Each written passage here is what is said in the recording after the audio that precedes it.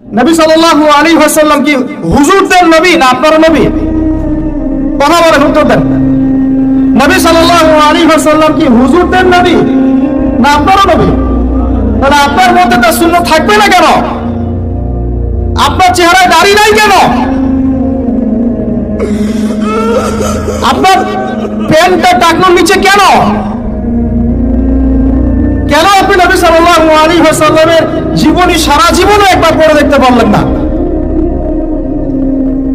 নবী সাল্লাল্লাহু আলাইহি ওয়াসাল্লাম 23 বছর আপনার আমার জন্য কষ্ট করেছেন, মানুষের মার খেয়েছেন, গাল খেয়েছেন, তাকে 15 বার হত্যা করার চেষ্টা করা হয়েছে, তাকে দেশ থেকে বের করে দেওয়া হয়েছে, গলায় দড়ি পেঁচিয়ে টান দেওয়া হয়েছে, পিঠের মধ্যে উঠে নাড়ি ভুড়ি চাপানো হয়েছে, দাঁত দাঁত ঘুষি মেরে দাঁত ফেলে দেওয়া হয়েছে, মাথা ফাটিয়ে দেওয়া হয়েছে, পা ভেঙে দেওয়া হয়েছে। কাদের জন্য? তার জন্য।